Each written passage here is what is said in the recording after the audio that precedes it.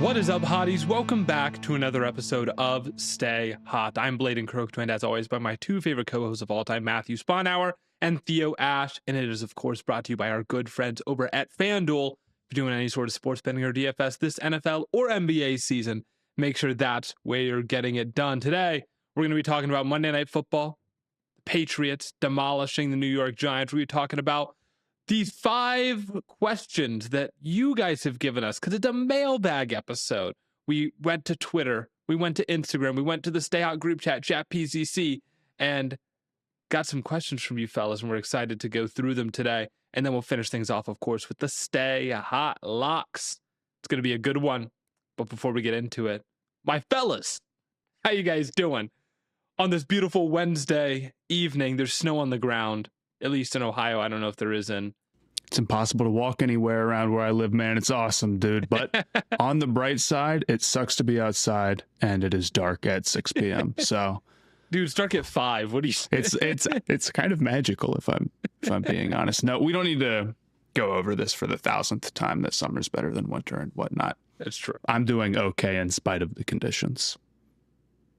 It's a blizzard today. It snowed like 5 inches here in Denver. Really? Wow. The day of a blizzard is elite, though. Yeah, I look, I'm down with that. The day of a when it's blizzard actively snowing, or when the snow is very fresh on the ground first thing in the morning, great. I just think that's a smaller window than maybe is mentally occupying a lot of people. You know what I mean? Yeah, I wish it could snow all the time, but it's impossible for me to walk anywhere because I've tried squatting like at a weight rack recently, and that makes my legs extremely sore. I've never done it before, so first time doing twice. any new exercise is going to be like that, and it's just going to take like longer than you expect to recover. Me. But it won't be like that every time, for sure. For sure. How much can Jalen Hurts squat? I have a new respect for this. Like 600 pounds. Like 600 pounds. 600, and they had to kick him out. Bruh, 600. I'm at a cool 50, and my legs feel like this. It takes some getting used to, for sure. I don't really do like free weight squats myself, but that's because I'm like scared to go heavy if I don't have a spot. That's because you maxed out the bar and you don't have any more weights to. There's only so many weights at the YMCA. I'm like, that's what I'm saying, man. He's just too strong. It's too strong. Well, let's talk about some football, shall we? Some Monday night football, particularly. I was feeling very happy when I saw that my final lock was going to hit Patriots over the Giants there. And I had some people trying to tell me before the game, I was like, I don't know, man. The Giants are going to upset them. I'm feeling an upset brewing. It felt like a very common talking point on Twitter, but no, Patriots got it done here. So Drake May is the favorite for the MVP now. If I went and looked at the betting odds, no. Yes. Yeah, that's no surprise. I mean, he was incredibly accurate this game. The touchdown to Booty, the touchdown to Kyle Williams were both excellent throws. I feel like he's done a good job managing the pocket in this game. And, overall, I just think the way that he's elevated an offense, even against a weaker schedule, which their schedule has been weak. The fact that he's been as efficient as he has with, still not like a great supporting cast is incredibly impressive.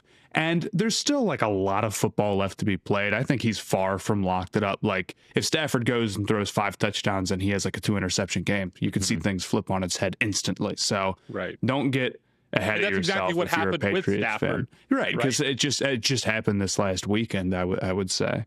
But, yeah, you should be feeling super good about that. And as far as the Giants go, shout out to Dartman. I think the hit that he took is my favorite play of the whole season. I lost my mind at that, dude. And I kind of love Dart for making plays like that. It is bad getting yourself killed for absolutely no reason on second down for for nothing. He didn't get anything extra out of that. Insanity is awesome. You don't see a lot of hits like that anymore, so it was pretty sick. I respect the grittiness. I think we all got that one friend who's not going to make it, and that is Jackson Dart. He does have to stop. He's not going to make it. Because I was thinking about this. It's like, I like Dart. He's done a lot better than I thought he would. 100%. Right. There's no question about that. He clearly has a physical presence, and the drop back, like the creation stuff has been better for him, and the drop back passing stuff has been a work in progress, but he's also in a wonky situation. It sucks that he doesn't have neighbors, and the Giants as a whole are just kind of off the rails this season, and he's been an out. I guess my concern with him is, not that this sinks him entirely, but if you become like more cautious about when you run and you pick your spots more, does that take away from his like just rushing ability and upside on the whole? I think there's a line to be walked there where if you're just in total, I'm going to protect myself mode, you do lose something in the rushing game. Absolutely. Even if like, you know, nobody's making you take massive hits like the one that he had on that play, but certainly like being someone who's always going to try to fall forward, if you take that out of your game, I do think it could cost him a little bit, but it doesn't have to be, you know, I mean, all of it. We've seen this already with Lamar to some extent. I mean, he's still a back-breaking runner and a back-breaking creator, but you're not seeing him rush for 1,000 yards in the NFL because he's not lowering his shoulder or you know, trying to pick up as many yards as humanly possible every single run. There's a talent to it as well. You know, it's almost treated as like, well, it's just a decision. Some guys choose to take the hits and some guys don't. And I'm sure that's like true on some level, but there are some dudes that are very good at like maximizing the number of yards they can get without opening themselves up to hits. Like a Mahomes is somebody I really think about with that, where he's really good at kind of scampering and keeping defenses honest. So I'll be interested to see how Dart adjusts to that going forward, because obviously it cannot keep going on like this if he wants to continue to play. I feel like this was also a concern with Daniels coming out of college, right? Where it's like, well, if we ask him to not take the worst hits of all time, is he going to be a worse runner? But then also Daniels is a far superior rusher and a far superior thrower of the football. So like, I definitely would have some concern of how high Dart's ceiling actually is in a protected environment. Yeah, Dart also takes really bad hits in the pocket too. Like he has the highest sack rate on the team, and we've seen a good amount of Russ and Jameis and Dart. And Dart, like, he doesn't stand out even as much as Jameis does, I think, with some of his advanced metrics, and a lot of that is because he has the highest sack rate on the team. Like, as exciting as his creation can be, it hasn't really been elite this year, I think. Like, he hasn't bent the defense to his will, picked up huge plays over and over again. Like, more often than not, it's resulting in like a big hit to him and not that explosive of a gain. He's been the most accurate quarterback, and that's been the thing that's really impressed me with him, is his overall downfield accuracy after some of these runs. He has suffered from a lot of drops on big time plays this season that, like, if Slayton or Theo Johnson came down with a couple more contested catches, like, his advanced metrics would look a lot better, because it doesn't always count for drops.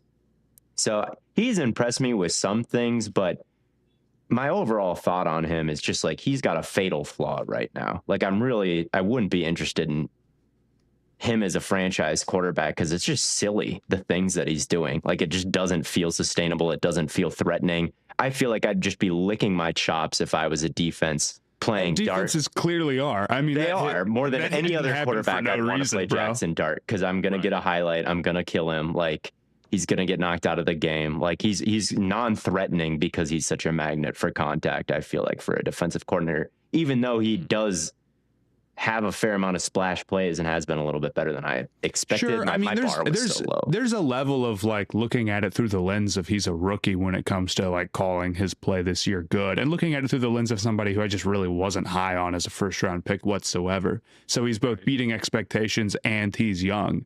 So, of course, things need to get better going forward, and he needs to grow into his second season or whatnot. But I feel like you've seen enough where you can point to some things that he's doing well. I feel like his upside, just in terms of what his physical tools are, clearly good enough to be interesting. And for a lot of young quarterbacks, we ask the question, where is like the top level receiver coming from, right? Because that helps you break out so much. We don't have any questions about that. We know he's got Malik Neighbors waiting in the wing, and we know that Malik Neighbors, I would say is a top 10 wide receiver, or I'd say he's at least close. And I mean, he's a dude where we haven't even seen that much of him. He could be top 5 any given year. He could be a guy where it's like all of a sudden he's first team all pro, right? So I think if I'm a Giants fan, I'm at least feeling like there's a path forward. Whereas a lot of other teams, it's like, who are the quarterbacks in this class? And what are we going to do? The Giants, I think, have a couple of key building blocks and some potential at QB. Yeah, that's fair. That's fair. Dart, he's been good against the blitz. I think he's been good at the line of scrimmage. Like after his whole clapping interview on Gruden, like, man, this guy doesn't know anything about an NFL offense. Like that's really not the way I'm feeling right now. I feel like he's got a good command pre-snap, good command when they try to heat him up, good accuracy, but I agree. It could bad completely taken off the rails. You cannot get beaten up like that. Yeah. What do you think about the state of the Giants right now? Like Shane looks like he's going to cry in these post-game press conferences. Like he's probably going to be axed. The defense hasn't been as advertised. Like, do you think that's something that can get better quickly? I don't know. I think there's like a fair amount of talent there, but it's definitely going to be like a clean house in the front office situation, right? Yeah. I mean, it's going to be all new people in the building, and I think you go from there. I mean, my thought is like if you have the pass rushers or whatnot, and I still think on some level, even though Carter's had a very bizarre season, like I still think you do, then you're one good offseason away at any given time. You have some of the most difficult pieces, especially when you're talking about like going as far to bringing in like a new coordinator or whatever. But they're so far away. They're very much like a draft anything type of team. And their run defense, of course, is like just unacceptable. Yeah, I mean, they have a guy who in a normal year would be the sack leader right now. Yeah, right. So, I mean, if it weren't for, Garrett being nuclear, Brian Burns is right there. So. Yeah, it's true. It's true. The pass rush has been disappointing, though. And really, I think it just comes down to the construction of the D-line. Like, I think Carter is really good and can get pressure. And I think Burns is really good and can get pressure. And I think Dexter Lawrence is really good and can get pressure. But the defensive tackle situation next to Lawrence is so bad that you can always double Lawrence. There will be no pressure from the one-on-one opposite that. And then you can chip the defensive ends. Like that feels so solvable, though. That feels like the most solvable. It feels very solvable issue. If we're talking about Christian Wilkins could like save them right now if his foot is okay and he's not up. So, but I know what you mean, 100%. It's crazy how just when you watch the tape, that one, like the entire offensive game plan is just around isolating that 3 technique, and it just kills all these other good pass rushers. Like it's you wouldn't expect it, but it totally happens when you watch him. Watch the deep touchdown to like Williams. There's just no pass rush on, and there's no, you can chip both the ends. It's really, really a massive problem. It's a massive problem. But yeah, maybe they just get a 3 technique and things are better. I also think like Burns and Carter are a little bit similar, where they both kind of go around the outside, and you'd rather maybe have one outside guy and one pocket pusher guy. But whatever. I guess there's not that much you can do about that. What do you think about May and the schedule? Do you think that should prevent him from winning MVP? No, because because the alternative is like, okay, well, you give it to Stafford or whoever. Well, who's Stafford throwing to, right? It's Puka and Devontae Adams. So that's not to take away anything from Stafford, but he's also in like kind of a favorable situation in terms of his receiving talent. So I think on the one hand, May and the Patriots as a whole have had a very easy schedule, and I do 100% take that into account when judging them as a team. I don't just take them by their record straight up, as much as I do think they've beaten expectations this year. But I think you also have to like say Stafford has a big advantage in another way, and it probably about evens out for me. Plus, like, I don't know. I look, a lot of the throws at Drake May is taking it, it's like, okay, well, it's like super contested and he just puts it in the perfect spot for a bomb touch. And I'm supposed to sit there and say, well, actually, that was this defense. Like, no, I can tell it's a great play that very few quarterbacks can make, and he made it. Right. I mean, it's not empty numbers at all. The tape backs up that he's balling right now. Yeah, it backs up that he's balling, and they've won, what, 9 straight? 10 straight. Yeah. 10 straight? Yeah, I mean, dude, let's... like, at some point, like, even against, you know, the 10 worst teams in football, winning 10 in a row is hard. You know? Of course. There's still NFL teams here. And you know, these are against some pretty good defenses still. Mm-hmm. The Browns. The Browns. I guess that's the only one. But you know, it's not, the Titans aren't the worst defense in the league. You know, they've got some guys there as well. They're bad. I mean, there's a bad team. Yeah, they've got one win. So. Mm-hmm. So I don't know. I would say no. I'm on May's team here. Yeah. Actually, I know for a fact one of the questions that we had revolves around the Patriots. We should get into that. Let's talk about it. Yeah, this is from Luigi Knows Sports on Twitter asking, who is better suited to go on a run, the Broncos or the Patriots? And I guess this is just, would you rather have Drake May or the Broncos defense? Kind of, yeah. I guess the question is, would you rather have like a top 5 level quarterback, but maybe a roster that isn't as good around them? Mm-hmm. Or would you rather have a great defense, but a very average offense with kind of an untrustworthy QB? You know, Matt, I'll let you take this one. I think I would rather be Denver. It's pretty close, but when I think of like great quarterbacks with rosters that I don't 100% trust going on runs, a lot of the times I feel like I'm more making excuses than I am just expecting them to make the AFC Championship game or something like that. Now, the caveat here is that nobody has a clear lead in terms of the first overall seed. And it's going to be one of them. And the answer to this question of being like, who's more likely to go on a run, which I feel like AFC Championship game is the line for a run, right? Okay, it's the team that gets the first seed. That's the team that's more likely to make it there. Neither of these, the gap between these two teams is obviously not as big as the gap between having to go 2 games versus 1. But I feel like I can think of more teams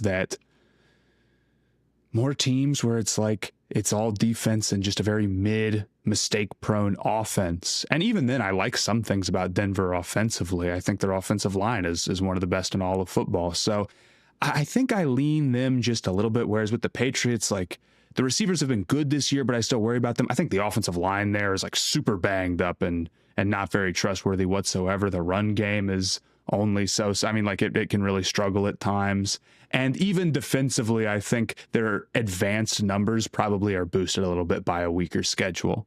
I don't think the Patriots are totally fraudulent. And I think like even if they were 7-5 right now against maybe a closer to average schedule and May was playing like this, you would still feel like it's overall a successful season. But if I have to choose, I think it's close, but I'll lean Denver.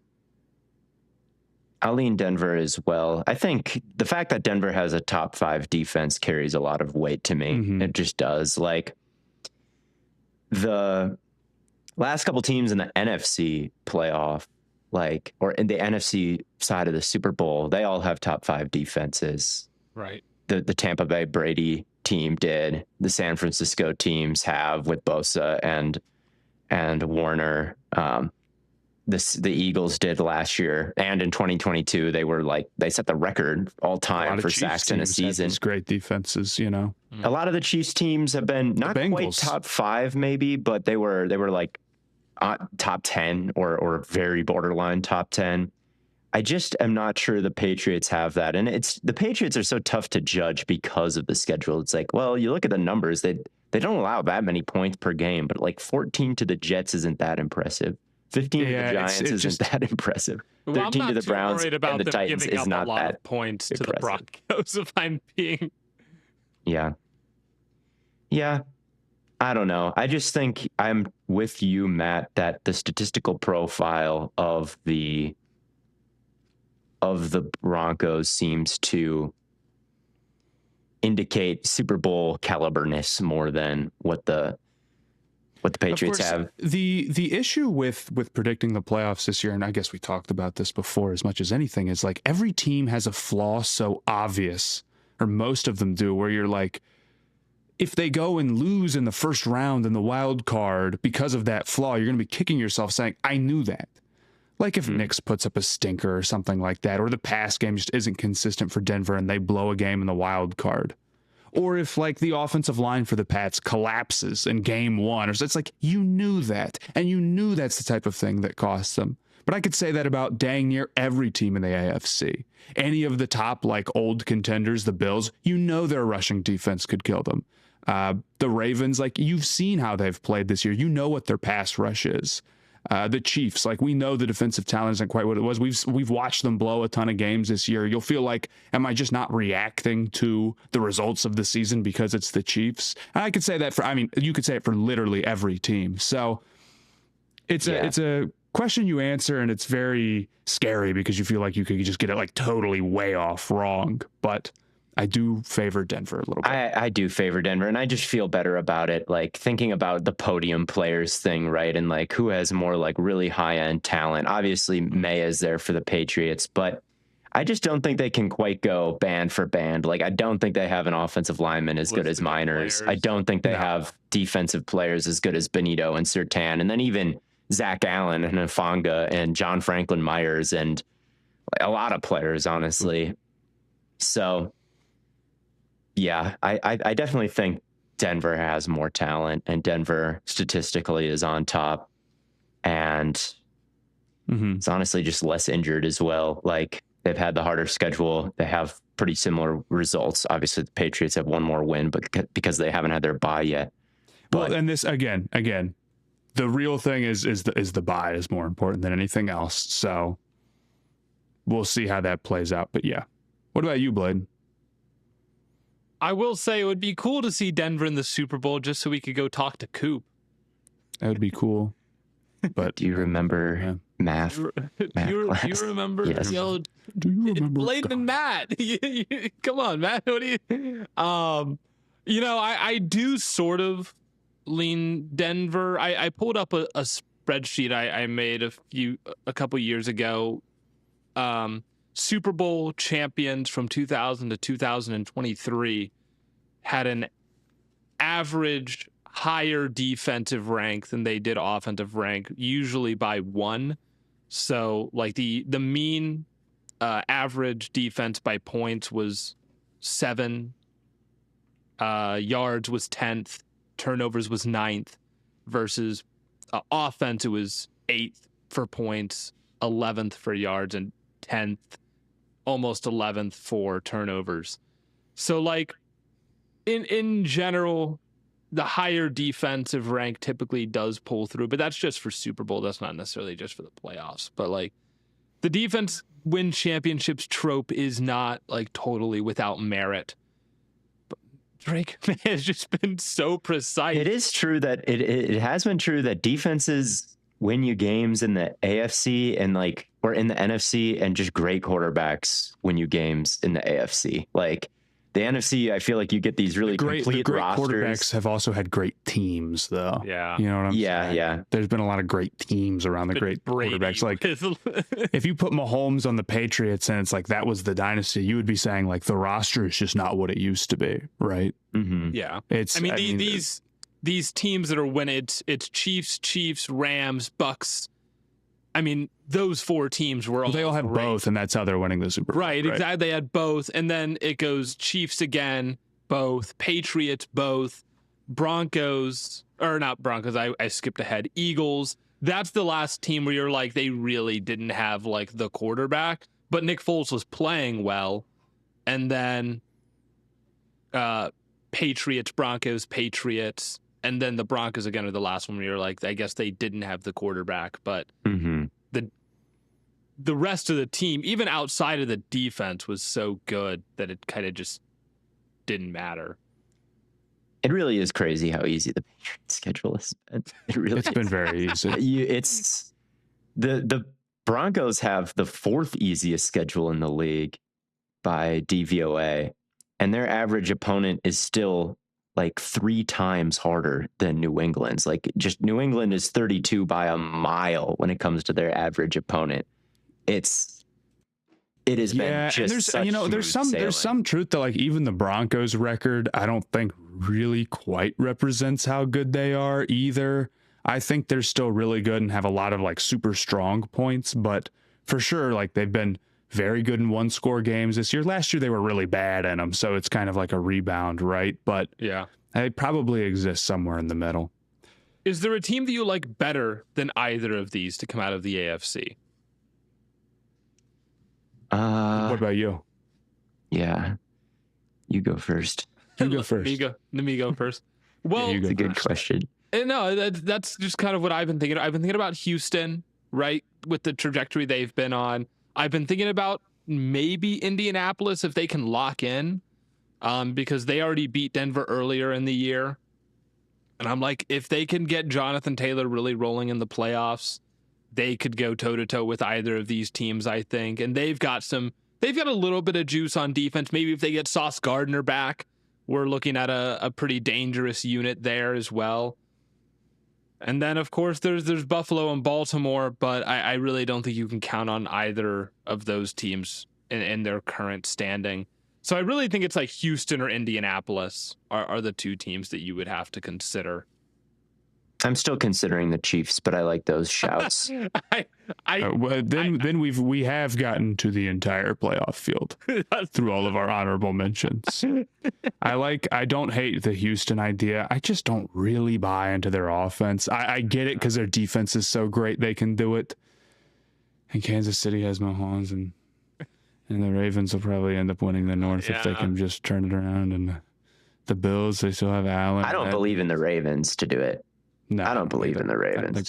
The Ravens defense, I mean, it's just, it stinks, man. I don't think we go through the whole playoff field. I think Houston's a good shout. I think the Colts are a good shout, and I think the Chiefs are a good shout. Already talking about the Pats and the Broncos, that's like we're not mentioning the Jags. We're not mentioning the Jaguars, Ravens, Chargers, Bills. Okay, we don't think the Chargers will be in the Super Bowl.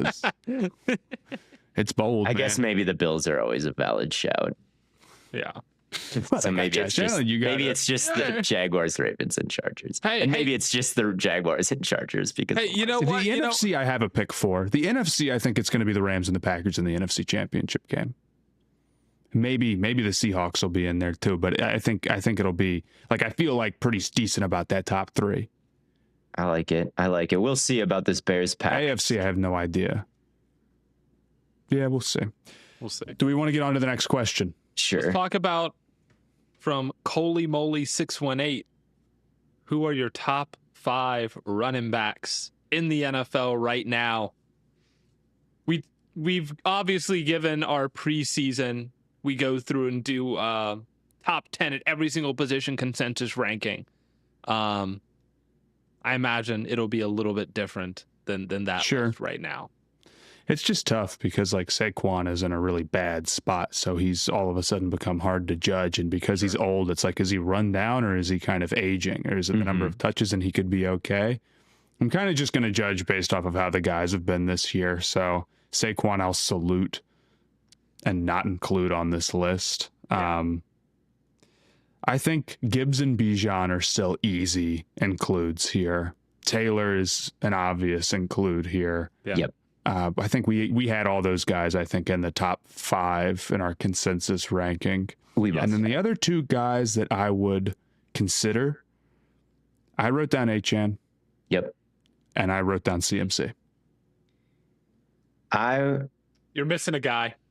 I think it's just the top 5 in yards right now. Like I sorted by rushing yards and it says Taylor, Cook, Achane, Gibbs, and Bijan. And all of those guys are over 5 yards a carry, which you don't get again until Dobbins. I did not realize James Cook is the guy that I thought you were missing, Matt. James Cook is like right there with Jonathan Taylor in yards.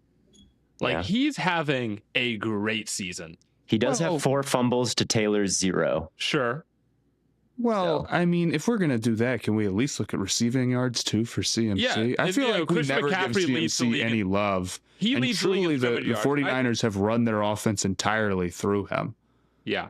He deserves some credit for that 100%. My list would go CMC and Cook and no Achane.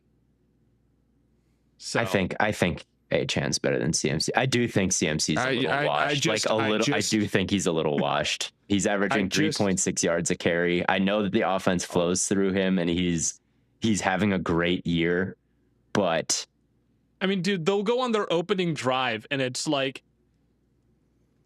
it'll be 4 carries, 3 receptions, and a pass attempt. Like that's an opening drive for the 49ers. Is just like straight Christian McCaffrey, nothing else. I think that's true, and like he's still a super big threat in space. I mean, he cooked the Panthers several times from what I was watching. I mean, I just don't think that you can look at James Cook's rushing numbers and not take into account the situation of having a great rushing quarterback and a great offensive line that likes to get big and mash. I mean, that to me is...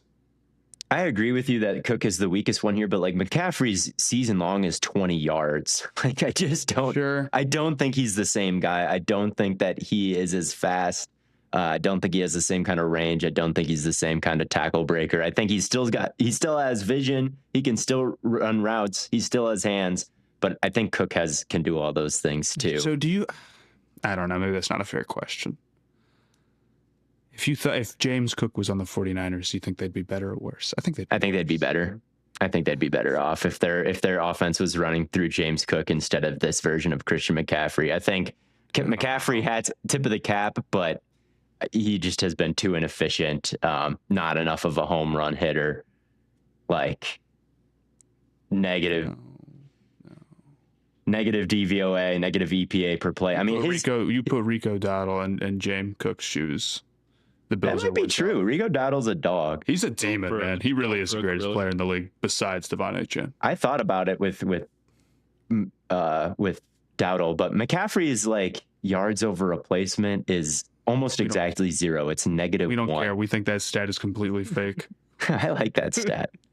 It's just yards over replacement the same as yards over expected? No. Yards over replacement. I don't know the calculators. This is a DYAR, right? Yeah, that yards over replacement is like it's 1st and 10 against this defense. The average running back picks up 5 yards. McCaffrey picks up 5 yards. I think Cook is a really good running back who also is like benefiting greatly from a very favorable situation. And I guess this is true for like literally every running back because you know who we don't have? Our number 1 and number 2 running back. Although I think Henry has not looked the same. I do not think Henry is the same at all. And I've been riding the don't fade Henry for a lot of years, guys. It's getting hard. The take was don't fade him until he actually starts playing bad. Okay, well that's BS. It's a nothing take. I'm not fading him until he starts playing bad. Well, the goal here is to project a little, right? Look, he averaged. He looked good last year, and now he doesn't look good anymore. So. Yeah. He averaged 4.2 yards a carry and was generally inefficient in Tennessee. I said, hold on, let's wait here. This year, 2025, and that's what's going to keep him afloat for a long time, truly. And I feel like it's not the same, but it's kind of the same with like James Cook. And not that I think James Cook is washed, but like it's a big advantage to be in his shoes. It is. Like I think about what would Quinshon Judkins do if he was in Buffalo? He'd be going nuts, man. He'd be going nuts, dude. I could say that for Rico Dowdle. I think if McCaffrey was in Buffalo, his season log might still be like 20. It'd be 99, bro. He'd be ripping off. I would take McCaffrey over Derrick Henry even at this point. Oh yeah, not even close. It's salute, bro. Salute. When I watch some of these running backs, like the way they manage feet, like the feet of their linemen, the feet of defensive linemen, and they kind of like twist and turn and jump over those, like that web of bodies and tight spaces. And then I watch Henry and it's just like, ooh, he had that last year. Really, that ticky tap feet. Now he just looks big without that. And it's like kind of tough for him to fit through any kind of small space. In the open field, you don't want to deal with him because he's such a big strider, and you can't really hit him from the side because he'll just embarrass you. So in the open field, he's still dangerous, but like, man, it's getting more and more clumsy, I feel like, behind the line of scrimmage, and then the fumbles. It's been honorable, bro. It's been a very honorable run, and maybe you can Frank Gore it for a while here. That's what he's I'm still hoping like seventh. dude. He's still like seventh in rushing yards. Well, they still run him a ton, and again with Lamar, like it's we're probably over exaggerating a little here, but it's not as good as it was last year. It really isn't. It's just not. But yeah, I would. So give me your total top 5 in order. In order, I don't know. Taylor, Bijan, Gibbs at the same spot. Devon Achane at 4, but he is the best player in the league. And then you can put CMC. It's okay. I'll just put CMC there. Ultimate respect move, bro. Cool. Solak said that he should win Offensive Player of the Year. I don't know about all that, but hey, I can see the line there. Like, he's got a case. I disagree over JSN right now, although we did not talk about last episode. It's over for he had like 20 yards, man, because they weren't getting him the ball. This is why the 2,000 mark is so hard, because you gotta keep doing it for every game. JSN would be murdering it if it wasn't for the Seahawks running the ball more than anybody else in the league. It's so annoying. He could be murdering it, but does it help him that they establish that precedent and then run play action as much as they do? Does that better to be on a team that throws the ball 750 times? I promise. People are overthinking but like JSN wouldn't have like 4.7 yards per route run if he ran. It would be less efficient if they threw the ball an extra 300 times, but we're talking about a total yard number. And here's the argument. Everybody else in the top 10, they were all on teams that threw the ball like 600 times. Almost all of them. There aren't a bunch of guys who are on these terrible. It's better to be on a team that throws the ball a ton. I promise. The Seahawks rushing game this year also, like, overall has not been like that great anyway. It's not like teams are completely sold out. Yeah, so it's like, are teams selling out to stop the Seahawks run, and that's why JSN's doing well? It's like, I don't think that's exactly what's happening. I don't think it's the effectiveness of their run game. I think it's the heavy personnel that gets it, because that's when they have to start matching. We're going for 200 next week. Who do they play? More zone. We're going for a Grazillion. Less cover 2, which makes it harder to bracket and whatnot. So, yes, I don't think CMC should win Offensive Player of the Year. I don't think that he's a top 5 back. I got Taylor 1, Gibbs 2, Bijan 3, and then there's a really big tier break. I thought about Kyron Williams too. He's been nice. He was balling. But then I'll go Achane, bro. James Cook. Yeah. All right. I'll do it. Then I'll give you the CMC stuff. I'll give you the Quinshon Jet. But like, if you put Achane on the Bills, man, it's over for the whole league, bro. He's really nice. He's so tough. Like, he's so fast, but he's hard nosed. Like, he wants to split tacklers and keep his legs churning and get north and south. Like, maybe sometimes he can get a little bit overzealous going to the sideline, and who cares? Bro? He's the only guy who we're giving grace for that. For the most part, he takes him so far to the sideline that it opens up the alley, and then is still able to get back inside and just really explode. And he's a slot receiver. He's nice. He's very, very nice. There's none better. Yeah, they're gonna clown me in the comments for not putting him in my top 5, I fear. But we're going Taylor, Gibbs, Bijan, CMC, Cook. That'll be the top 5 there. Bang. Very different from our, for reference, our preseason top 10 was Saquon, Derrick Henry, Jahmyr Gibbs, Bijan, Jonathan Taylor, Genty, who we didn't mention in this one. He's behind the worst offensive line of all time. I think he's still a good player, but it's like so not his fault. But like, because he's sick, he's clearly sick. But like, yeah, not that one was a bit of a sneak. I didn't vote for him, but shout out me. Yeah. Okay, yeah, and James Cook's like the second best because he got the second most yards. We're on baby time. But here's the thing. Here's the thing. Time. James Cook is good. He's a great player. He's I had him in my top 10. True, I forgot the about Genty train forever. Just like that. You've been banned from Club Genty. That's okay. He's going to continue to be on the Raiders, so maybe maybe that'll be fruitful. I don't know. But DJ Glaze breakout next year, bro. Colton Miller should come back. Genty can rise into the top 10 incredibly quickly. Like, again, there's Taylor, there's Gibbs, there's Bijan. I don't think they're going anywhere. We'll see which of the vets can bounce back. But, like, you can get up to 4th best running back in the league, like, very, very quickly if you're Genty. You can get up to 1 literally at any time.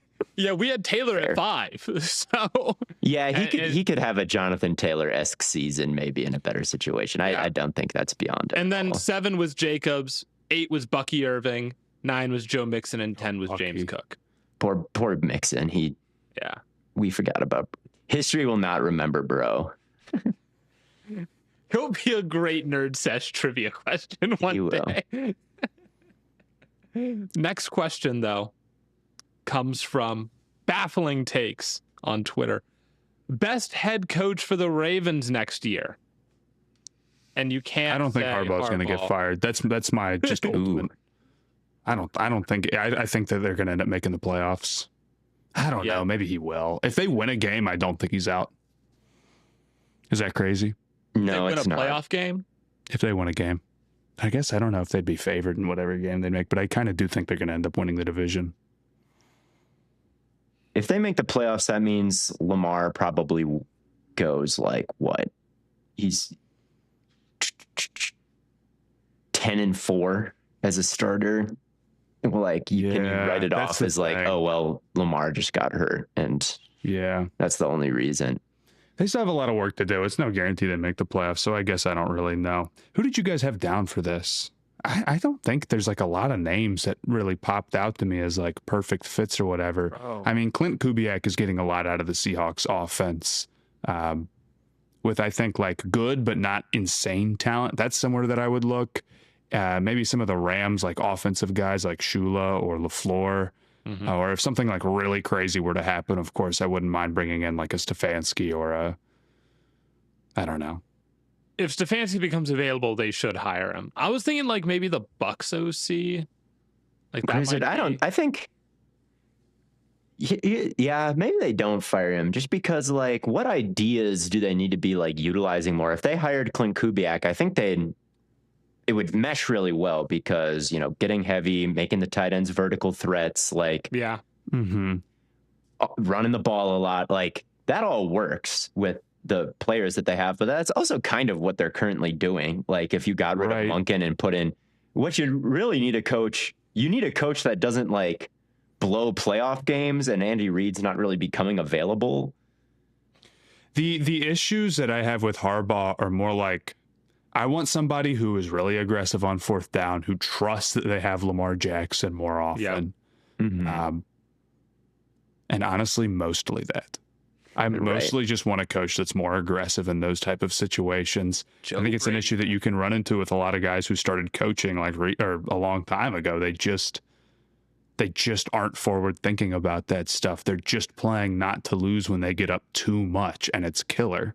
And we saw with the Buffalo game, if they had won that Buffalo game, it feels like everything would be different for them. You know what I'm saying? Totally. But it's like maybe they don't necessarily need like an entire identity change. They just need somebody who is a little bit more modern than what Harbaugh is giving you. And maybe it's not the biggest change in the world, but you can't go year in and year out like with Lamar Jackson and then not letting him make the call on like how your season ends up. You know what I'm saying? It's just you can't forgive yourself if you let that go on for another 4 years and then all of a sudden like it's not quite the same player and you blew it. Mm-hmm. I almost wonder if they're better off like bringing in more of a. They also have roster issues that a coach. Yeah, can we make Justin Jefferson the head coach, and then he also plays wide receiver? Because that would solve a lot of their problems if they had like JSN with Clint Kubiak. JSN's not coming with him. Yeah. So I think it's like, it's frustrating because what you need Harbaugh, it's like, just be different, bro. Just call a pass here instead of punting the ball. It's a few little decisions like that. Right. You know, be more aggressive. But maybe Cliff. Do we want to run back the Cliff head coach? He's younger. He's more modern. He hasn't lost as much win percentage by kicking and go situations as Harbaugh has. Like, he can design a QB run game. Like, you look at that list. I'm pretty sure like the number one team is like the Raiders. Trade 5th for Pete Carroll. Ooh, Pete Carroll. That would be crazy. Yes, get older. Get older, get wiser, Well, I give Mike McDaniel is crazy. 3rd. Maybe he gets fired. Mike McDaniel and Lamar. That'd be pretty sick. That'd be cool. I'd be down. Sick. They might have run into other issues. That would be like the exact opposite thing. I kind of like that, honestly. It'd be fun. It would be fun. I don't know. You would definitely need different wide receivers. Yeah. And there goes they'll trade Tyreek in fly motion. Yeah, man. They'll trade for Tyreek. It'll be good. Trade for Tyreek. Bring in McDaniel. I like it. I could see the vision there. That might be the best one we've got is McDaniel. They should go and beg Mike McDonald to come back. Marcus Freeman, bro. Adam Schefter said it. Is that what he said? He said Marcus Freeman is the best coaching candidate available. He said, I would pick up the phone and call Marcus Freeman. Oh, so he's just I just realized Notre Dame's head coach? Notre Dame's head coach. I don't think he's leaving Notre Dame, but no, why are we? What's going on with Penn State, by the way? Well, the issue with the firing Franklin stuff is that it only works if you hire another coach who is good. And right now they have not hired any coaches at all, which is... Yeah, I guess it didn't take LSU that long to find a head coach. And yeah, at least, I mean, you see the path with Kiffin, even if like the storyline there is crazy. Why does every college program want some like retread? Like, I feel like every NFL team a while ago like didn't want to retread. They wanted somebody new. Like, oh, you hired Dan Quinn. That's so lame. The floor falling out is worse in college than it is in the pros, I think. Fair. That's my guess, right? I guess it's a little bit less true because money is important now. But if the bottom falls out, it hurts you in team building. Whereas if the bottom falls out in the NFL, like it kind of helps you in team building, depending, right. Of course. Yeah, that's fair. That's my guess, though.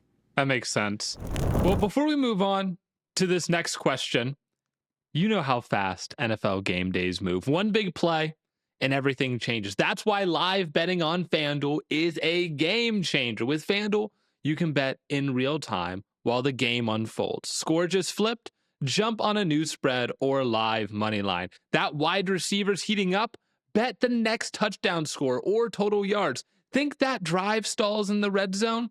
Take a live field goal prop or fade the total. Live player props, team totals, drive results, updated spreads, next play markets. It's all there. It's fast, it's fun, and with FanDuel, your live bets move as quickly as the game does. So whether you're riding momentum or fading the hype, FanDuel puts you right in the middle of every moment. Visit FanDuel.com/podcast to download the app and bet the NFL live all season long. Disclaimer: must be 21 plus and present in select states. For Kansas in affiliation with Kansas Star Casino, or 18 plus and present in DC, Kentucky, or Wyoming. Gambling problem? Call 1-800-GAMBLER or visit rg-help.com. Call 1-888-789-7777 or visit ccpg.org/chat in Connecticut or visit mdgamblinghelp.org in Maryland. Hope is here. Visit gamblinghelplinema.org or call 800-327-5050 for 24/7 support in Massachusetts, or call 877-8-HOPE-NY or text HOPE-NY in New York. Paid endorsement. While you're reading that ad, Blaiden, there's some, speaking of the Ravens, they just signed Mike Andrews to a 3-year, $39 million extension. Oh.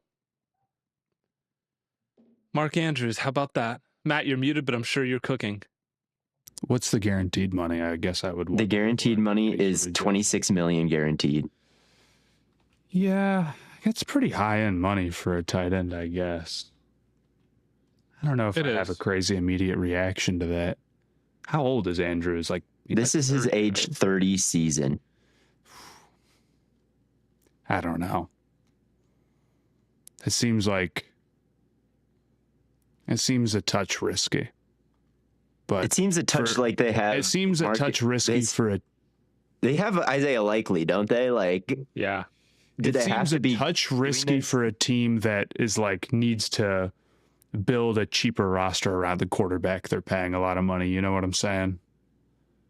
Like it's just more of a we're gonna keep our guys to keep our guys, but it's not like crazy, I guess. And tight ends can age well, so yeah, we'll see. He's good. He is good, but is that Dawson Knox money? Is that Dawson Knox money? If they let Likely walk and keep Andrews, that would be bad. Yeah, no, you can't. I would imagine the goal is to keep both because you don't have the receivers to justify. But Likely's a free agent. He's a free agent after the season. He doesn't have an extension. So you're going to pay him probably because he can get really high on tight end money, right? Like everybody knows Isaiah Likely could thrive in a bigger role.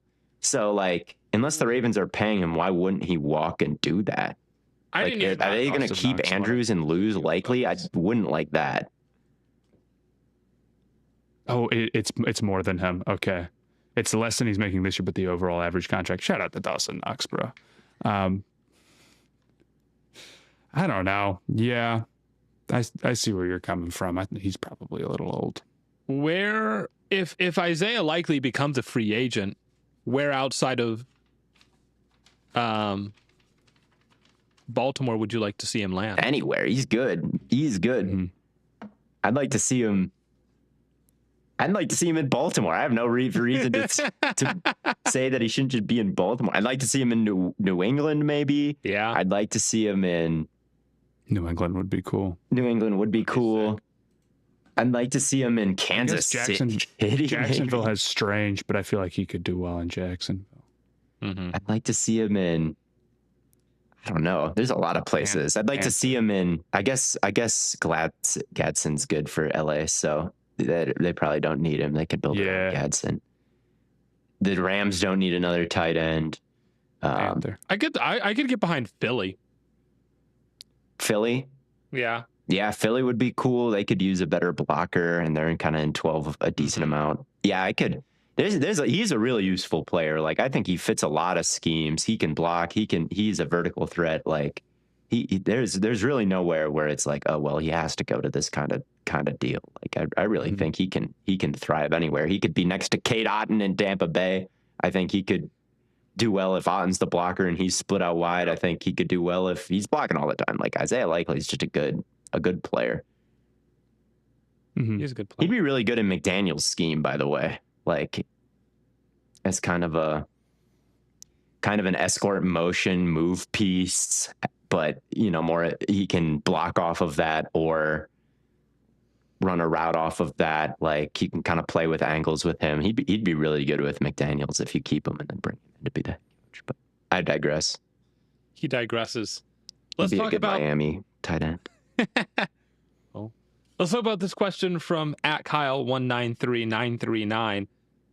What would TJ Watt's value be after the season if the Steelers were to trade him? I think they should have traded him before the season. Maybe. Because he would have gotten a first-round pick. Garrett would have been worth, obviously. I don't think he would get what the Cowboys did for Micah. No, he's not as valuable as Micah Parsons right now. Well, I'm just setting the bar. Setting the bar here. Would he get close to what they gave up for Quinnen? No, dude. Like he might get a second-round pick at this point. That's what I had written down. I mean, the fear with Watt, as much as like anything else, is just his age, right? Mm-hmm. Like he's starting to really get older, and he's on a big contract. So, I mean, there's a real risk you're taking with Watt that if he's not having a great year, is that things like just trending in the wrong direction overall because of age? Because you could give up a pick for him and bring him in, and it's like another year of that. All of a sudden, you're paying a pick to bring in a guy who you're then overpaying. That's bad. That's really tough on team building. So it feels a lot riskier than like a Garrett trade. Obviously, like we knew he was in the peak of his powers. He'd shown no signs of decline. Micah Parsons is a guy who you're about to get for his second contract, like literally the most valuable time that a player is. Yeah, hopefully. Or even Williams, is playing great football, but he's 28, so even that's a little older, but it's not crazy. Watt is really getting up there, so I would be worried. And honestly, if the Steelers came to me and were really trying to get rid of TJ Watt, like a team legend, I would take that as a very bad sign if I was a front office. I mean, they would know better than anybody where he stands. So I would be cautious with it. Theo, what did we say Kyler would be worth in a trade? Oh, what did we say? Third? I said third. It's like a whole different world because just the quarterback market is so weird. I guess that's true. So TJ Watt, 2021, 18% pressure rate. 2023, 17% pressure rate. 2020, 17% pressure rate. 2025, 12%. 2024, 11%. Like these are his worst two seasons since 2020 in terms of pressure rate. And he's 32 next year. Like he's getting up there. And they're also his worst two seasons in terms of missed tackles. Now, 2022 is in the tier with 2025 and 2024, and he rebounded and had one of his best seasons in 2023, maybe his best. But I don't know if the bounce back is happening now that he's like 31. So yeah, it's just it feels like you're banking a little bit on like a bounce back season from a guy who's going to be 32 next year. Like that's. How much are you willing to pay for that? There's certainly a price because TJ Watt at his best is a defensive player of the year, of course, and it's tough to find tier 1 edge rushers, but it's certainly a risk. Yeah, I think in a vacuum, a contender should still want to trade a first round pick for him. Like in a vacuum, he's still a very good edge rusher. I think he's still, because the upside is that it just changes everything. There's an upside that it changes everything. I think he's still a pretty elite run defender. I think obviously he forces fumbles all the time. He's still got some explosiveness in bend. Like he's a problem. I think a lot of people are really down on him right now because of the performance the Bills just had where they ran it to the right over and over and over again. But they had so many tight ends and extra receivers attached to that side of the formation that when those runs bounced, it really wasn't anywhere near TJ Watt's vicinity to me. Like he's still as good as it gets defending the run as a right outside linebacker. I think maybe still he has juice if there was a team that was willing to stunt him a little bit more or move him around the formation a little bit more instead of just lining up in the same spot all the time. But at this point for the Steelers, like, if you were wondering, that ship has kind of sailed. Like, trade him this offseason and let somebody else pay him.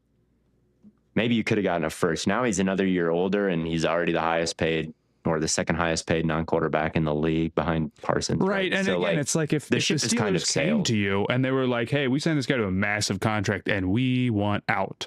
Yeah. That would make me incredibly nervous. So, yeah, probably not crazy high at this point just because of the age and the contract and all that stuff. Yeah, they got a first for Quinnen Williams. I don't think Watt is that far off from Quinnen Williams' type of impact, but the age and the contract is just an entirely different thing at this point. So I don't think I do wonder, though, I think you could get a second. Maybe. If we go into the offseason and there are a couple of teams, let's say the Patriots, you could throw, I don't know, do you throw Kansas City in that mix? Would they trade him to an AFC contender? But I guess my point is, like, maybe it's not those teams, but if 2 or 3 teams are like, hey, TJ Watt, what's the price on that? Like, I feel like that it like when it's the Steelers that are offering him up, yeah, the price might be lower in that way. But if teams are coming after him, I feel like if it's like anything, a 49ers move. Yeah, the 49ers. But they've already sunk so much into edge. I just don't know if they would go back to the well. Yeah. It's like a Panthers move is what it is. Their edge rushing is really terrible, and don't want to take another. It'll be the Cowboys, man. That would be cool if you saved a ton of money on a Bryce extension, go after TJ Watt, but that, I don't know. Like, again, that would have been this offseason, that move would have looked great. But now, again, I think the Steelers have got to live with their decision to not trade him. So I think if there was a bidding war, someone would end up forking over a second round pick. But I don't think that the first is really on the table with his age and contract. I think he'd go for less than you'd think. Yeah. Maybe. Do you know where PFF ranks TJ Watt in terms of run defenders of 198 qualifying linebackers? I don't know. PFF probably thinks Jackson Hawes cooked him or something in the last game just because the runs were headed over there. So probably like 100th. 98th. That's a pretty money guess. That was I know how the PFF brain works. They're like, wow, they ran to the right. Must have been a big. I don't think Jackson Hawes beat TJ Watt on a block and actually like the whole game. Yeah, they gave him a run defense grade of 68.7 so far this year, which I don't think a Bills player blocked him the entire game. Like, you'd be fine giving him a 99 run defense grade for that game against the Bills. I swear to God. Like, he was controlling his gaps, both of his gaps, but you could just continue to bounce. You could just continue to bounce it, and there was no corner there. They needed to play cover 2 guys. They needed to get that corner in the flat and allow TJ Watt to 2 gap. They were playing cover 3 where they didn't even need a 2 gap, but he was doing it anyway. But it just didn't matter because the corner had too much depth, and they just kept getting around the corner. Steelers cut Slay. Whoa, I did not see that. Yeah, and then the Bills picked him up off waivers. Ooh, wow! Watch as the Steelers, they don't fire Tomlin, and instead of just changing their scheme to put the corner in a different spot, they like spend their 15th overall pick on just a corner who can tackle instead of like a quarterback they need. They're like, man, we were getting killed. We need to draft a new corner instead of just like, you probably have the right cornerback if you just put him in a different alignment. Yeah. Mark my words. I mean, they have so many corners, dude. They spent so much this offseason, or the past couple of off seasons, bringing in corners. Yes, they need an offensive player. They need an offensive player. And they're going to draft a corner who can tackle because of this game, and they learn the wrong lessons. If they draft a corner, Steelers fans they're going to erupt. It's going to be bad. Should we adjust our scheme, or should we spend everything on a corner? We'll see what they say. What are your thoughts on Slay in Buffalo? I think it's a good move. I think it's a good move for Buffalo to take a chance. It's someone that they need a corner. I think he's probably less washed than Trey White. I don't hate it. He was a key cog to the Super Bowl champion last year. Yeah. Was he what he was in his prime? No, but he was a good enough starter that it allowed them to get a ring. So if you're Buffalo, I really don't hate that move. And if you're the Steelers, just fuck you guys, man. They thought they were this close to a ring with all these veteran signings. We're gonna bring in Rodgers. We're gonna pay Watt. We're gonna bring in Slay. We're gonna bring in Ramsey. They thought they were so close.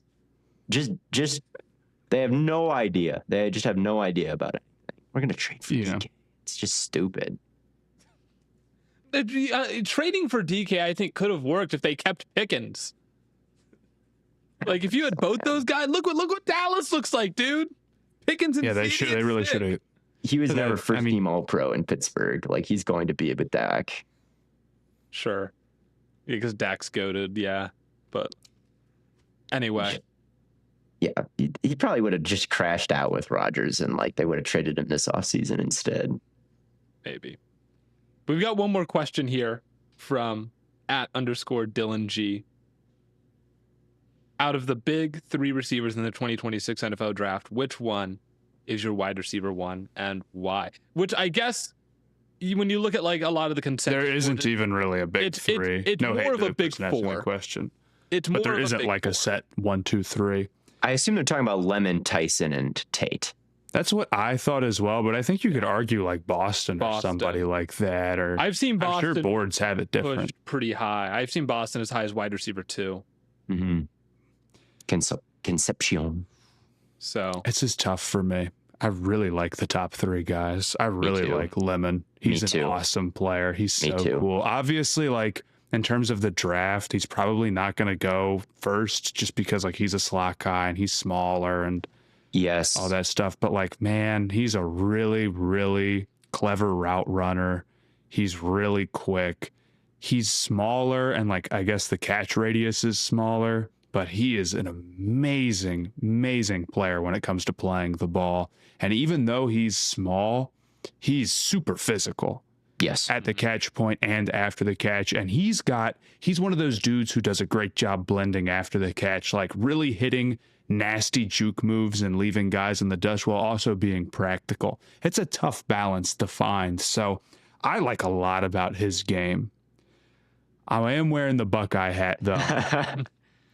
He's not an ASU or OSU player, so he's got really kills. He's got a tough path to wide receiver 1, even though everything you said is exactly. I do think Carnell Tate has been unbelievable this year. In fact, he's been so much better than he was even last season. Like it's night and day. And his profile right now is pretty crazy. He is an unbelievable contested catch weapon. He's 12 for 14 this season, which is just nuts. Yeah, dude, I was looking at that before. I was like, I knew it was going to be high just from watching him this year and like watching the way he plays the ball and plucks it all the time. Lemon's at like 65%, and you're like, this guy's literally the GOAT. So, I mean, Tate has been unbelievable. Of course, there's times where I think Sayan does a good job on a lot of those throws, although I think one of the throws to Tate was underthrown, and then the other one was actually the first throw of the Michigan game, if I remember correctly. But man, like, this is a guy who has got great size, of course. His ball tracking is phenomenal. He does a great job getting the ball at the highest point. He's super tough in terms of his physicality. And I think like he blends basically being like the perfectly well-rounded contested catch guy who also has all the stats to back it up, while also being like super fluid. I think almost of like McMillan watching him run routes. And when it comes to the deep stuff, he's a really good salesman, does a good job getting in corners like blind spots and making the micro movements it takes to get himself open, which isn't always a ton because, again, like his size and speed is just such a deadly combination. I think in general, big wide receivers are always given a lot of love in the draft, and I think Tate should be no different. And honestly, I do wonder if the fact that just Ohio State receivers are so consistently stars at the next level, and it just feels like such an easy double for whatever team selects him, if he doesn't just end up being a top 10 pick and a GM wants to go home and just sleep well that night. The Ohio State duo right now really, really reminds me of AJ Brown and Devontae Smith. Like, you got the man-child, and then you kind of got the Slim Reaper guy who is just so amazing, tracking the ball in the air, putting moves on safeties to get open deep, adjusting himself. Like, I don't think Tate is necessarily like the fastest or like the strongest, but he knows how to play the game. He's a lot like McMillan, and I think his long speed is pretty good. It's good. Man. It's fine. I mean, Smitty can get open deep. Like it's easy, but he's not like Tyreek where it's like you hit him and it's like holy shit, he's gone. But Tate's also like 6'3", 6'4". Like so like I honestly like. First off, I don't really view Jeremiah Smith as like a man-child at all. I think he's big and physical like AJ Brown. I mean, he's Jeremiah Smith is huge, dude. Right. And he's huge and young, which is why I say like I think he's like nuanced and everything, definitely. Oh, he's nice. I mean, both these guys are incredible. Tate is also, I think, of the three, like the highest in yards per route run, which I'm sure is like boosted by the fact that he's got the Heisman or potential Heisman at quarterback or whatever, a guy who's just very accurate. And Jeremiah Smith, right. So I'm sure it's boosted, but he's just been nothing other than phenomenal and way better, and he's got great size, and he comes out of like the best college to come out of, or one of them.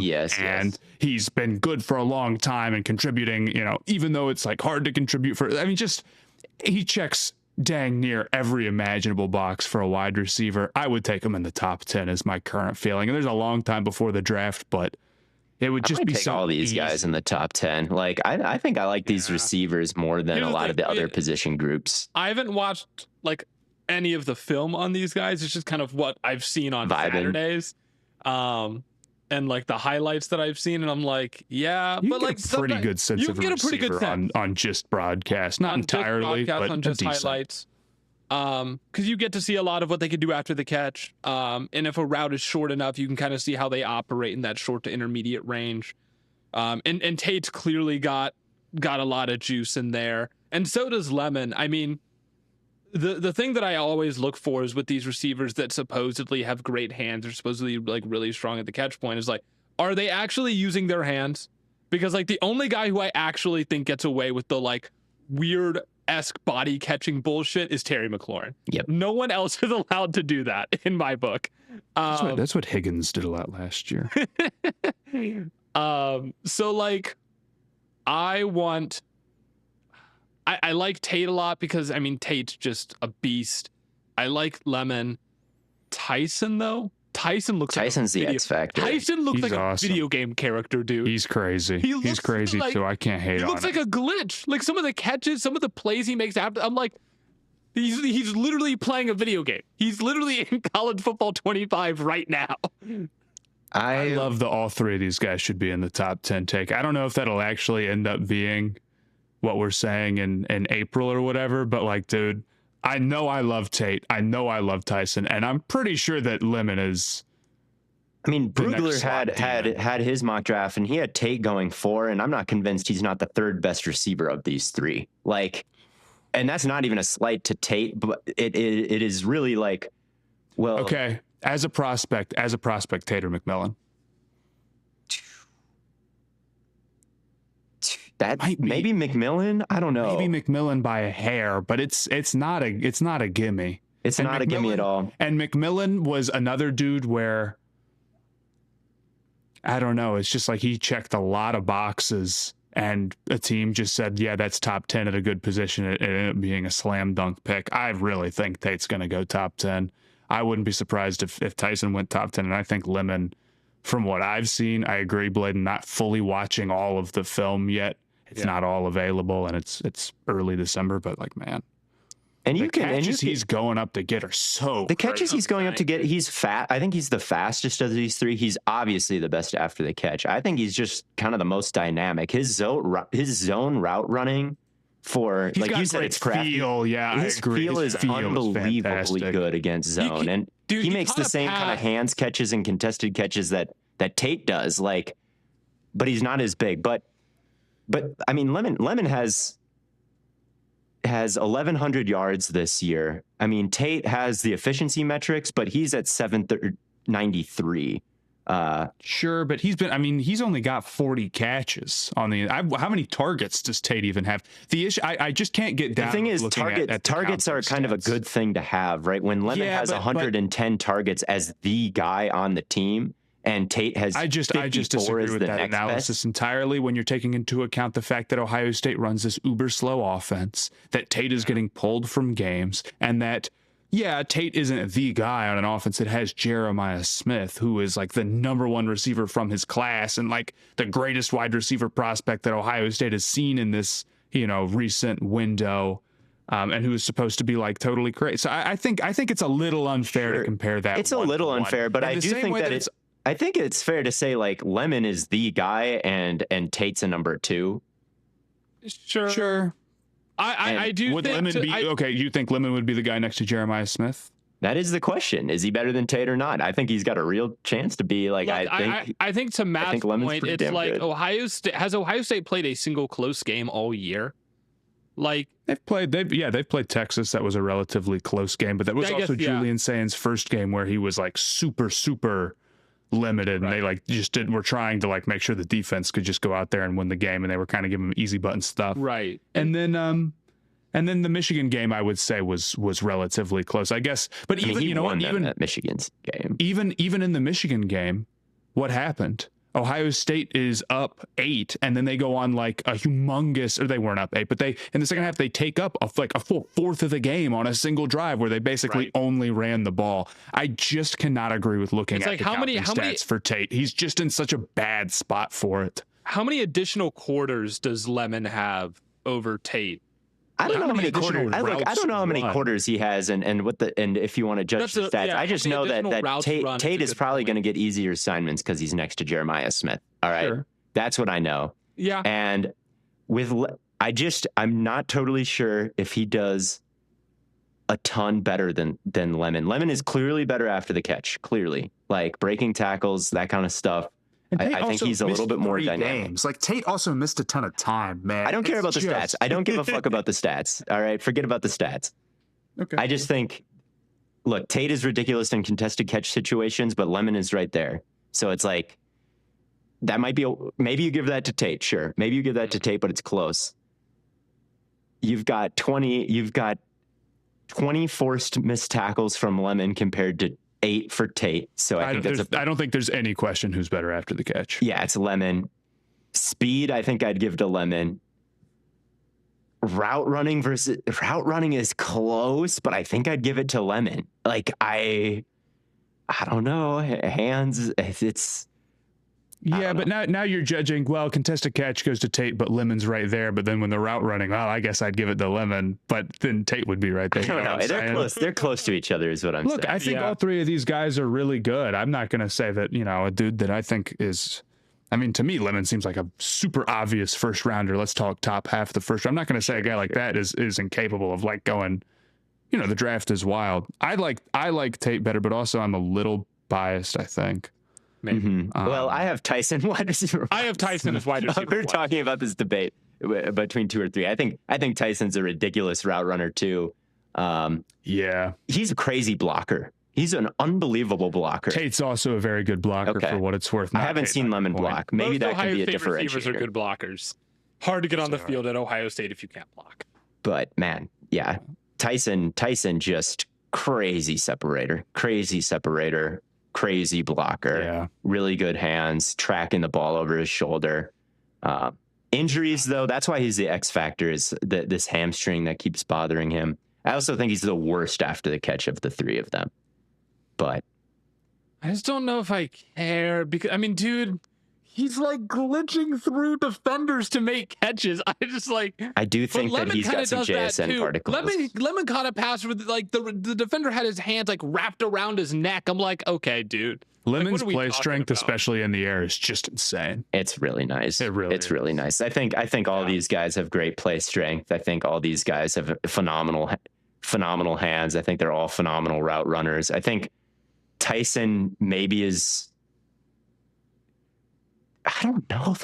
He's maybe the most physical of the 3. Maybe, I don't know. More physical. I think he's the best route runner. I think he's the most fluid. Yeah. He's definitely. I agree with that. I just think like breaks wise, I'll give it to Tyson. Yeah, and that's kind of why. He's honestly, like I remember thinking during the draft process, like McMillan's a great route runner, but is he like snappy? How snappy is he? Mm-hmm. And then it's like we get to the NFL, and it's like, man, this fluid big guy stuff kind of flies, you know what I'm saying? Mm-hmm. Yeah. And it's like it's like that. So for someone to be always open, it comes down to catching, right? Like even against really sticky coverage, you're still open. It's not because of your route running, it's because of your catching. Like that is when someone has always open hung above their locker like AJ Brown, and someone is that caliber of receiver where you can say just target them always. I don't care what the coverage is. I don't care if he's bracketed. I don't care. Yep. I don't care what it's like. Throw it to him. He's always open. You say that because of the catching, not the route running. Mm-hmm. And maybe that's where Tyson is the worst of the 3, honestly, because the other 2 have such ridiculous hands. And I think Tyson's hands are great, but I doubt that he's up at that number in contested situations. No, he's not. He's actually below 50%, believe it or not. Yeah. No, I do believe that. That was the one note on him. I'm like, he moves like JSN. He's a crazy blocker, but I don't think he quite has JSN's hands thing or a ball tracking thing. I think it's I don't think it's a ball tracking thing. I mean, he has a touchdown versus Northern Arizona. I know it's Northern Arizona, but like watch his touchdown versus Northern Arizona, and it's not a ball tracking thing. I think he plays it really well. Maybe he could use some technique with his hands or strength in his hands to get a little bit better, because I think he tracks it really well. You should have seen what Tate was doing to Grambling, bro. I bet. So I don't know. I think all three of these guys are elite prospects. All three of these dudes are awesome. I'll go Tate. I'm gonna go my guy. I'm going Tyson. I'll go Tyson, Lemon, Tate, but that is very subject to change as I actually scout them instead of watching YouTube highlights and cut. People are gonna be disappointed that I didn't pick Lemon. That's the thing is though, is like I'm ride or die with the slot dudes for life now. After Tez has been good and Downs and McConkey, we can never lose. But like, Lemon is for sure a better prospect than those guys, I think. Like, I mean, Tez and Downs, no doubt. McConkey, I like him, but like this, it's not even like this. None of those guys are physical like Lemon is. Yeah. Mm-hmm. Yeah, Lemon's got insane amount of dog in him. It's definitely some of those guys were like kind of sleepery. Lemon's no sleeper. That's true. But this is the thing, is like I want to see how high they'll take a slot guy like this. You know what I'm saying? That's what I'm interested in, because I'm always I guess the question will be, can he play on the outside at all? I think he can. I don't see why not. And that'll be, once we get into the film, we'll start to kind of work. It's hard to imagine somebody as physical as him just can't do it. You know what I'm saying? Yeah, we'll have to see kind of how his release. I haven't paid attention to his releases at all, so I think we'll have to. I like long. He doesn't pass long leg theory. I wish his legs were longer. I think that always helps you. Theory. Brugler has Tate going 4th to the Giants. He has Tyson going 7th to the Jets, and he has Lemon going 24th to the 49ers. So value-wise, I think Lemon is the best pick there. Tate going to the Giants would be so money, though, him and Neighbors. I agree. I would do that in a heartbeat. They'd be nasty. I would rather, he's got Fernando Mendoza, number 1, Moore, Reese, Tate. And then he's got Folk going 5th to the Titans. I'd rather have Lemon than Folk, to be honest with you. Okay. But, do we want to get to our stay hot locks? Brought to you by FanDuel, of course. We're into week 14 of the Stay Hot Locks. And for those of you who may be new to the show or need a reminder for how the Stay Hot Locks work, every single week we draft teams that we think are guarantees to win. And if they win, then we get points. But if 1 point. You get 1 point. But if any of your teams lose, you get 0 points for that week. So it's basically, it's like a parlay, but the number of games is the amount of points that you get. Yeah, it's and we draft the games or the teams. You're also allowed to challenge somebody hypothetically. If they pick a team, you can pick against them and you get 2 points. But obviously that's tough because we mostly pick teams that are probably going to win, or hopefully will probably going to win. And ties count as nothing. So if there's a tie, it's just a null and the rest of your parlay stands, but you don't get the point for that one game. Yeah, like they voided that game in FanDuel, So Stay Hot Locks are brought to you by FanDuel. And last week in the Stay Hot Locks, Matt, you were up 16 points, where you have 16 points. You locked the Rams, the Jaguars, and the Ravens. Not a fruitful evening, or not a fruitful weekend for you. That's okay, though. You still have the lead with 16 points. Theo, you locked the Broncos, Chargers, Eagles, and Bills. Also not a very fruitful time for you, as the Eagles lost to the Bears. And then I locked the Seahawks, Patriots, and 49ers. They came through for me. So the score tally right now is Matt 16, Theo 13, Blaiden 15. Because I was the only one to get points this week, I get to decide where I'm going to pick. And I'm going to give myself the first pick just because I'm not that confident in a lot of the matchups this week. And I feel like I just want to give myself one that I am really confident in. And I think I'm going to take I've got two that I really like, but I'm going to give me the Broncos over the Raiders. I feel like it's a good be pick. The safest one. The Raiders aren't very good. They're not very good. Since I have more points than Theo, can I pick my spot over him? Yes, that's what I was going to say. Okay. I want to take the turn, so Theo, you can go. Okay. Cool. I will take the Rams over the Cardinals. Yup. Okay. The Cardinals aren't very good, and the Rams are quite good. They are. I agree. I'm going to take the Seahawks over the Falcons. The Seahawks are one of the better teams in the NFL, and the Falcons, And then I'm going to go Bucks over Saints. And then I'm going to be out. Okay, little putt. Says. Matt has learned his lesson. Computer says golf. No, I didn't learn my lesson. It's just the computer. If the computer said pick 4 again, I'd do it. But that's not what computer says today. Fair enough. Thank you, Pewter. Thank you, Pewter. It's back to me. I'm gonna take. Let's see. Ooh, it's really hard right now. Yeah, that's why I just took the first pick. I just wanted to feel good about what I was doing. I will take the Dolphins over the Jets. Locking the Dolphins feels weird, but they're on a little bit of a hot streak right now. That does feel weird. Hold on, let me check the. That's not. Never mind. I'm not gonna do that. I'm not locking the Dolphins. They're better than the Jets, but they're the same tier of bad. Where I can't lock them. You can do whatever you want, Theo. No, you can do whatever you want. Like, Matt locked the Bucks over the Saints. It's not what I would have done, but no, that one's okay.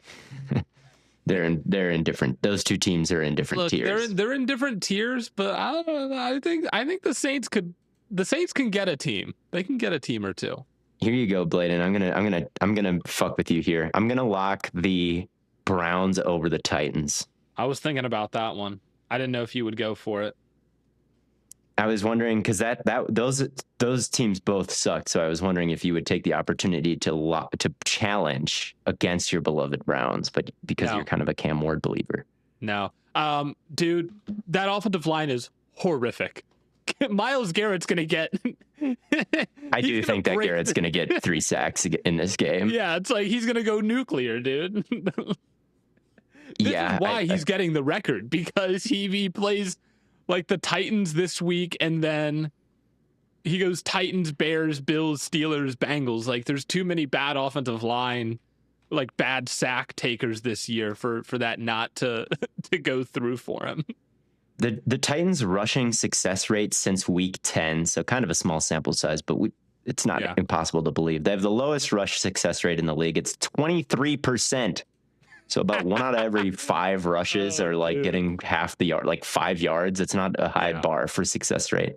So if they want to seriously win against the Browns, they're probably going to have to drop back and pass, and that will probably get Myles Garrett the sack record.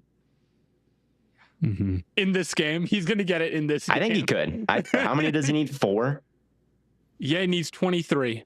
23 when he's at 19 right now. Okay, I don't think he gets 4. Well, I don't think if you told me that the Titans were going to drop back a ton, I wouldn't say it's unthinkable. No, it's not. I think he can get a hat trick, but 4 might be. Yeah, it's going to be hard. He's one short after the Browns will probably keep things on the ground a lot, so they might try. They need to start airing the ball out and turning it over on purpose. There's literally nothing to play for other than Garrett's sack record. Airing it out and turning it over on purpose. Sure, like let it fly. Like, tell Sanders to let it fly. He either scores or it's a turnover. Either way, get the defense back on the field. Get to work, Myles Garrett.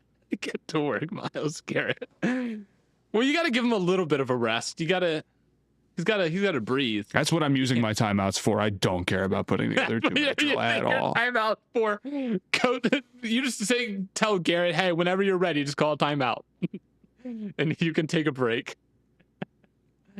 Okay, so it's my pick again here. Theo, you took the Rams and the Browns. Matt, you took the Seahawks and the Bucks. Yeah, so you see, there's aren't that many locks that I'm in love with here. I might just call it, honestly, which the computer would not like that. The computer would yell at me because there's the 6-point spread Ravens on the board here. There's the 6.5 point spread Packers, but neither of those feel. Packers are favored by 6.5. Yes, dude, bro. Against the 1 seed in the NFC. Dude. Oh, the 1 seed, you know.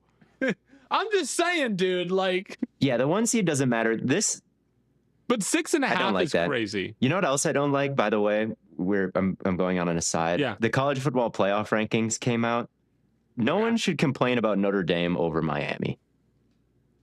We all know why that happened, and it's fine.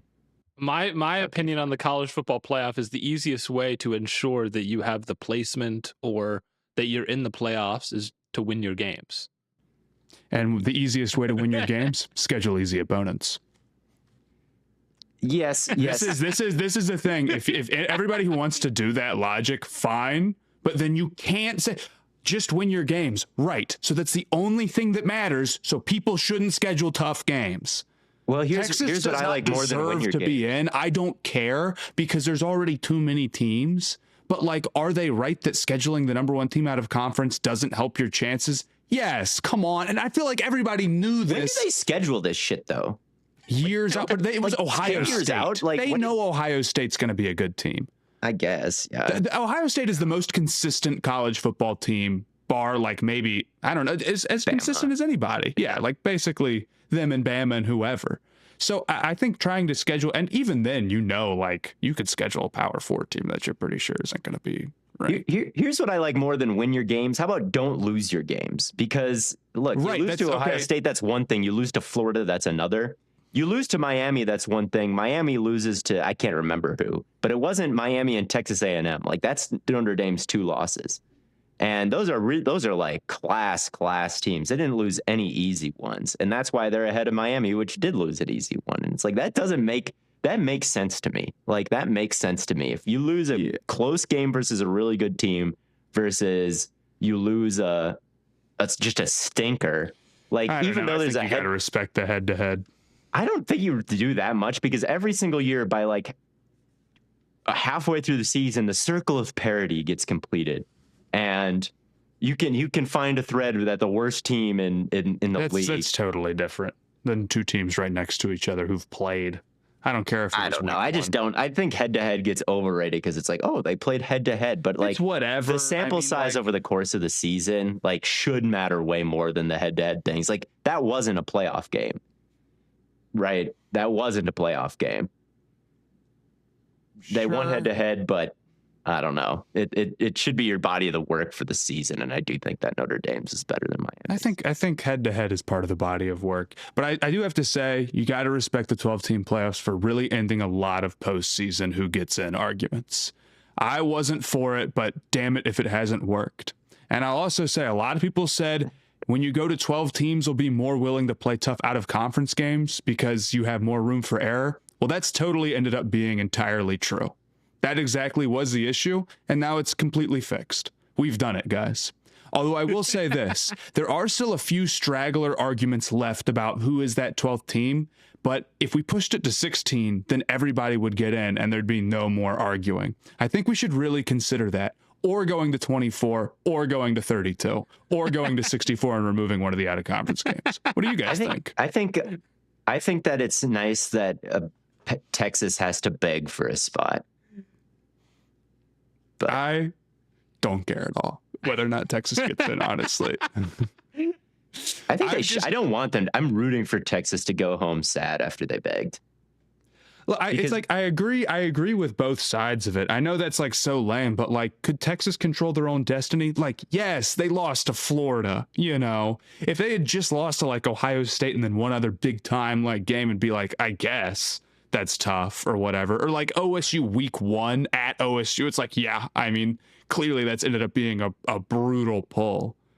But at the same time, like, there's no way we're pretending that having an easy schedule is not an advantage in college football and that the main goal is just to avoid losses. I mean, go look at the rankings, the undefeateds, then the 1 losses, then the 2 losses, then the 3 losses with like a handful of exceptions is the standard. Within the tier of lost teams, you do get a boost if you're scheduled. Sure, yeah, it does. It's not that it doesn't matter at all. OSU is ahead of Indiana because they played Texas and they beat Texas. It's not that it doesn't matter at all. Mm-hmm. Absolutely. Although Indiana played Oregon. Yeah. And they beat Oregon. I don't know. Like, yeah. I actually don't know where the strength of schedule stands because I really haven't been paying that much attention to who should be 1 versus who should be 3 because it doesn't matter. It's easy to say on top of the mountaintop here, by the way, with your scepter. Sure. What happens at 12 doesn't concern me.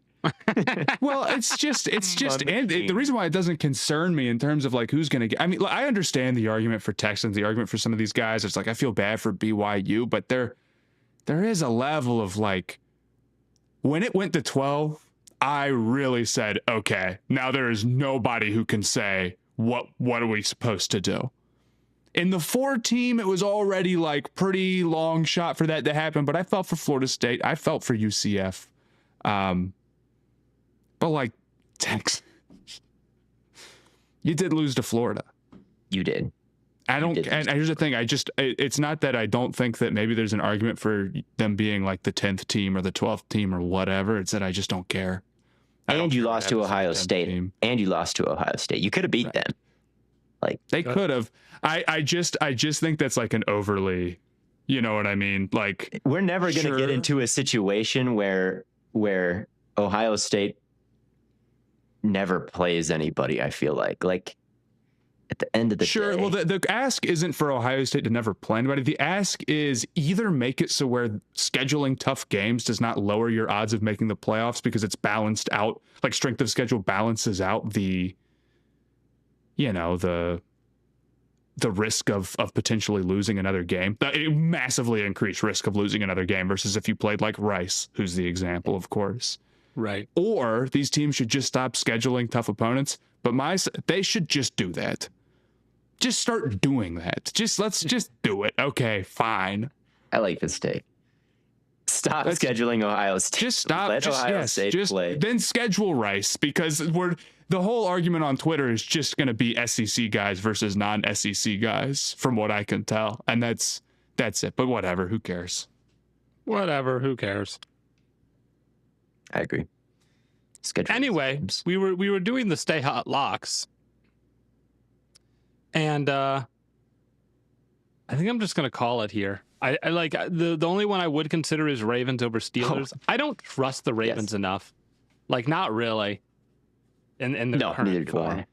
So I'm just gonna stick with the Broncos. Theo, are you gonna take any others? Nope. All right, then that'll do it.